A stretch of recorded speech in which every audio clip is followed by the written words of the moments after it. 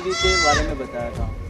अब अगर बकरी के अंदर पेट में कीड़े पड़ जाएं तो फिर उसके लिए क्या इलाज होगा? मैंने आपको उस दिन थ्योरी क्लास में बताया भी था कि अगर कोई अंधा परजीवी हो तो उस दिन मैंने आपको कहा है कि जब भी अपना मौसम चेंज हो, जैसे सर्दी से गर्मी आ रही है या गर्मी से वर्षा ऋतु आ रहे हैं, तो साल में 3 बार जो पेट में कीड़े मारने की जो दवा है, इसमें जैसे एल्बेंडाजोल भी आती है, फेनबेंडाजोल भी आती है, तो इस तरह की जो दवा है वो पशुओं को पिलानी चाहिए। उसमें क्या है कि इसके ऊपर क्लियर निर्देश लिखे हुए हैं कि 1 ml जो है 1 मिलीलीटर जो है 5 किलो बॉडी वेट के ऊपर पर्याप्त है। तो आज अपन ये अगर बकरी देख रहे हैं तो ये बकरी लगभग 30 से 35 किलो की है। तो 35 किलो का मतलब इसको 7 ml है। तो आप किसी भी तरह की एक ऐसी टेस्ट ट्यूब लेवें या सिरिंज लेवें जिसके ऊपर ये मार्किंग लगी हुई हो, तो उसमें दवा भर के और हर बकरी को उसके मुंह में दवा पिलानी है। दवा पिलाते हुए इसका मुंह खोला और इस तरह से उसको बकरी को दवा पिला दो। कभी भी इसमें क्या है कि जब अपन इसको नाल देना कहते हैं, नाल देते हुए सावधानी रखनी है कि धीरे धीरे दवा मुंह में जानी चाहिए। अगर आपने तेजी से दवा डाल दी है तो वो क्या है कि को नाले हो जाती है। को नाले का मतलब उसके श्वास नली में चली जाएगी, तो जिससे क्या है कि बकरी के मरने का डर भी रहता है।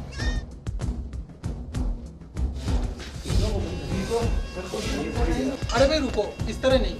देखो, बकरी का जब भी अपने दूध निकालते हैं तो उसमें अंगूठा न लगाएं। ये दूध उत्पादन के लिए बहुत आवश्यक है। सबसे पहले आप ये देखिए कि जहाँ पर हमने बकरी रखी है वो पूरा साफ सुथरा होना चाहिए, क्या वहाँ पूरा हवा का आवागमन है, ये आप देखिए।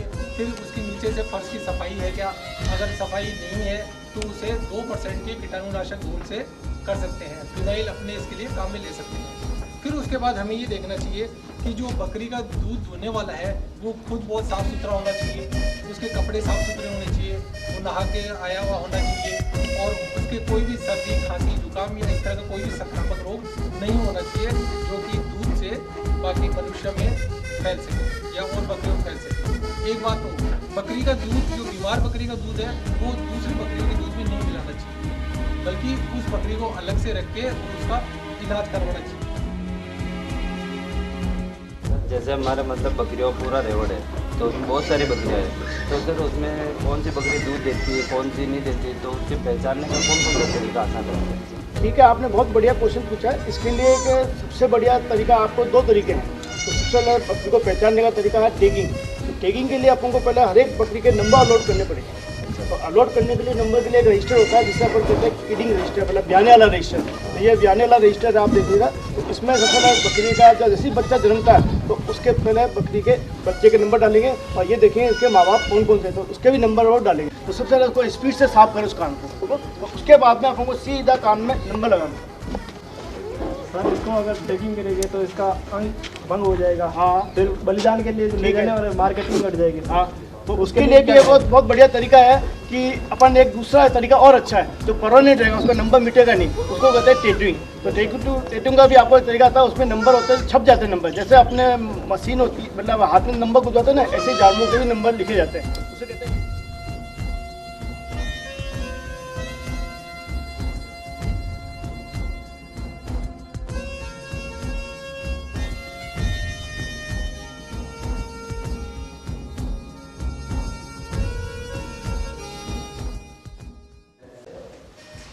आज मैं आपको इसकी आर्थिक गणना बताऊंगा कि आखिर बकरी पालन व्यवसाय से अपने को फायदा कितना होता है।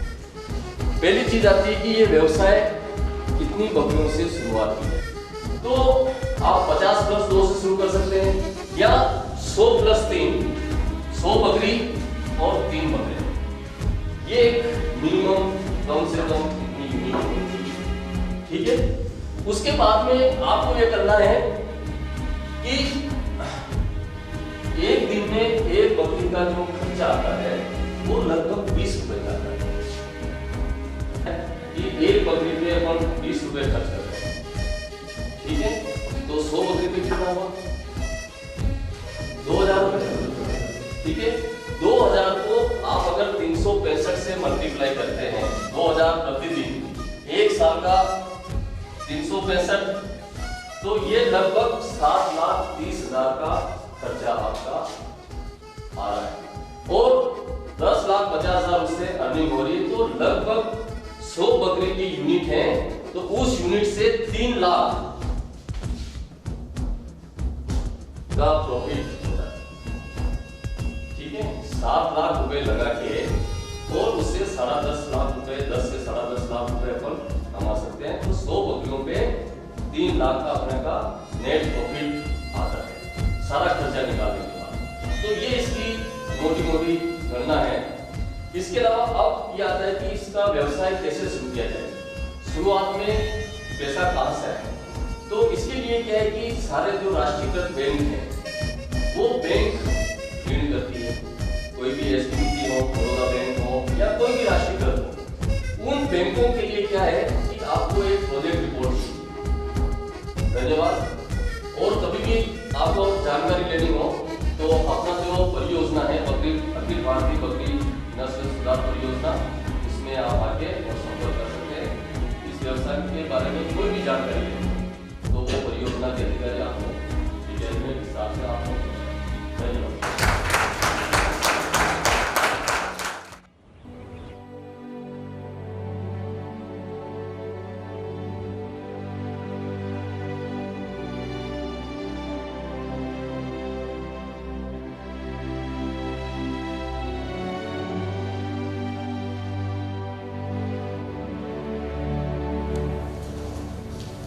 मैडम, क्या मैं अंदर आ सकता हूँ? हाँ आइए, बैठिए। जी, मेरा नाम बिरजू महल है और मैं लोन लेना चाहता हूँ। किस व्यवसाय के लिए आप लोन लेना चाहते हैं? जी, बकरी पालन व्यवसाय में मैं लोन लेना चाहता हूँ। प्रपोजल लेके आए आप साथ में? हाँ जी मैम, और मैंने इसके लिए प्रशिक्षण भी लिया है। जी बहुत अच्छे।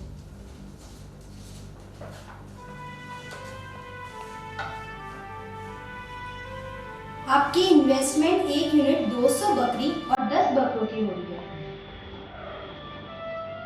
आपका कुल मिलाकर 12,40,000 का प्रपोजल बन रहा है।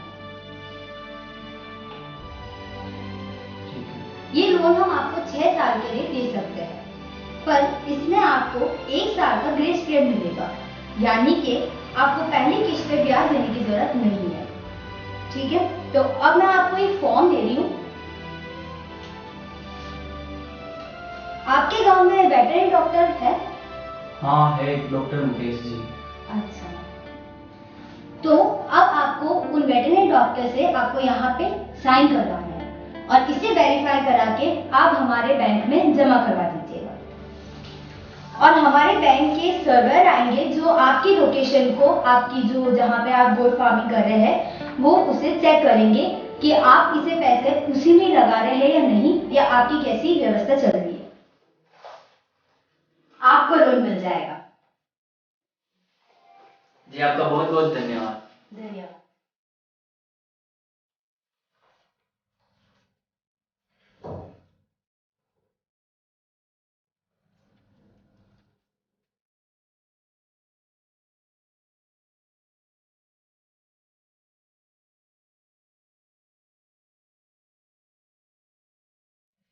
ओम आपैतगतियं संभायां सरस्वती परिसादां मंगलमुनिराक्षाय मंगलाय सुन सार मंगल मांगल्ये शिव सर्वार्थसाधिके शरण्ये त्र्यंबके गौरी नारायण नमस्ते नमस्ते भक्तुन महाकाय सुरकोटि संभ्रम निर्विघ्न कुर्मे देव सरकार समुपैश्य दंत जुमलोन बोल।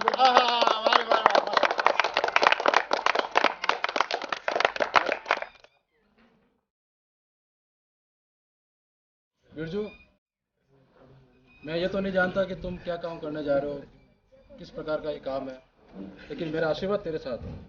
बेटा, मन लगा के काम करना और खूब तरक्की करना। खुश रहो बेटा, जो भी काम करो मन लगा करना और गांव का और पिताजी का नाम रोशन करना।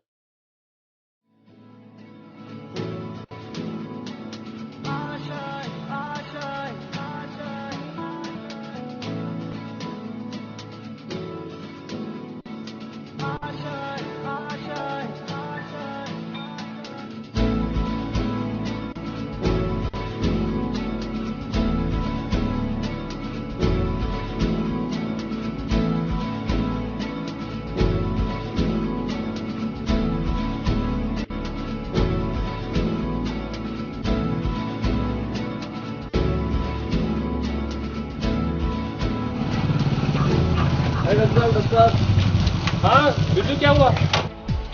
अरे डॉक्टर साहब, वो टीकाकरण का आपको पता है ना मेरे बकरियों के? हाँ हाँ मुझे याद है।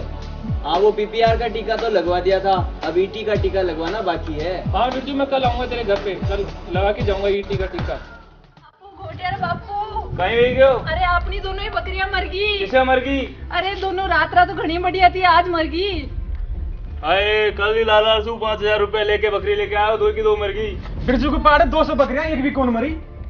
अरे कैसे मरेगी, वो तो दोनों ही बजुंदा की कोई बाबा से चूरन वूरन लाए हो क्यों? अरे बिरजू, ये मागीलाल के घर से किस चीज का शोर हो रहा है? 1 मिनट रुक, मैं देखता हूँ। अजी मागीलाल जी, कैसे गांव को सिर पे उठा रखा है, क्या बात हो गई? कहीं बताया डॉक्टर साहब, हमारे तो दो बकरी मर गई। कैसे मर गई? अरे वो बिरजू बजुंदारो चूरन लाए और खिलायो, जनु मैं खिलायो को नहीं। चूरन? दिमाग तो खराब नहीं हो गया है तुम्हारा? ना कोई चूरन है ना कोई बाबा जी। बिरजू तो बोचुंदा फार्म से प्रशिक्षण लेके आया है, वैज्ञानिक तरीके से बकरियों का पालन पोषण करता है। टीकाकरण करवाया? नहीं कराया। तुमने कभी कीड़े मारने की दवाई पिलाई बकरियों को? पिलाई गई। कौन नहीं पिलाई? तुमने कभी बकरियों को संतुलित आहार खिलाया? माने को नहीं दी। तो कैसे रहेंगी बकरियां जिंदा? डॉक्टर साहब फिर कहीं करा, माने तो कहानी कोई मेरा। तो तुम ऐसा करो, सभी गांव वालों को बोलो फार्म में जाओ और वहाँ प्रशिक्षण लेके आओ। रे पटेल, आप भी चाल से प्रशिक्षण लेने। जरूर चाल सा, मैं भी चाल सा। जाओ जाओ, थे भी जाओ घोटियार पापा। साथी पर घर में तू रहो अकेलो साथी पर घर में तू रहो अकेलो साथी पर घर में तू रहो अकेलो मुँह भी जाऊं वो जुंदा लाऊं पकड़ा रो ज्ञान रे मुँह भी जाऊं वो जुंदा लाऊं पकड़ा रो ज्ञान रे बाढ़ लगाऊं कोट कराऊं पकड़ा पालू भारी रे बाढ़ लगाऊं कोट कराऊं पकड़ा पालू भारी रे खाड़ा खुदाऊं पौधा लगाऊं खाड़ा खुदाऊं पौधा लगाऊं खाड़ा खुदाऊं पौधा लगाऊं घास जलाऊं धामड़ियो संगड़ा साथी पर गए तू तो रहो अकेलो पावड़ियो संगड़ा साथी पर गए तू तो रहो अकेलो पावड़ियो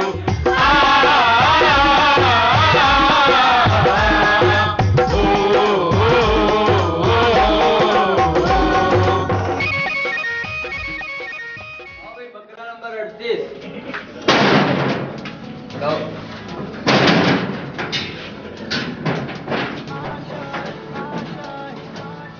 वाह भाई वाह, बहुत अच्छा बात है, बहुत अच्छा। हाँ भाई, अगला चढ़ाओ। चढ़ाओ भाई, चढ़ाओ।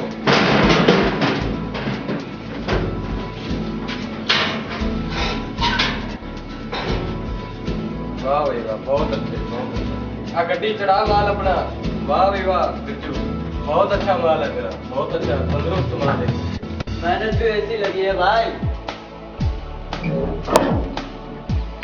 हाँ भाई बिरजू, माल बहुत पसंद आया। हाँ फड़ भाई तेरा 2.5 लाख रुपया, ते गिनना तसल्ली नाल। ठीक है, अगली बार फिर आवांगे, माल तैयार रखिए। ठीक है।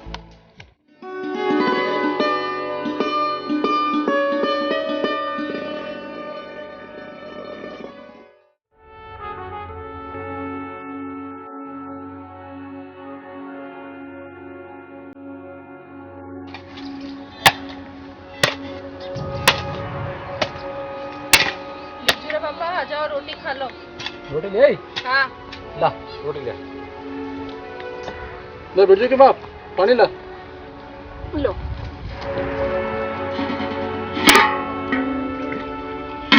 ला खाने लगा दो।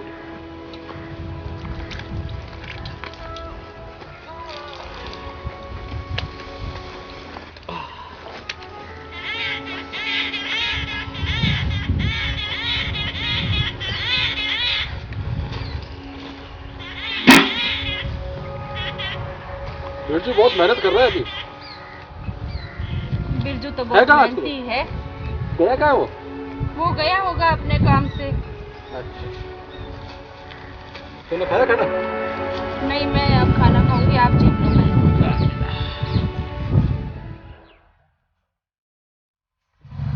पिताजी, पिताजी, क्या हुआ बिरजू?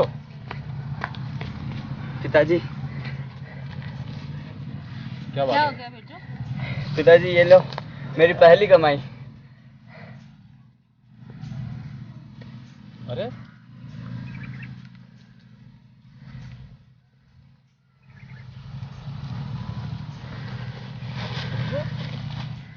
कहाँ से लाए थे पैसे? पिताजी बकरियों की बिक्री हुई है, बहुत सारे पैसे आए पिताजी। अरे वाह, आपके लाला का सारा कर्जा चुक जाएगा पिताजी। अब इन पैसों से तो लाला का सारा कर्जा चुक जाएगा। वाह मैंने बिरजू, कहा नहीं था कि मेरा बेटा कितना होनहार है। खुश रहो बेटा और खूब तरक्की करना।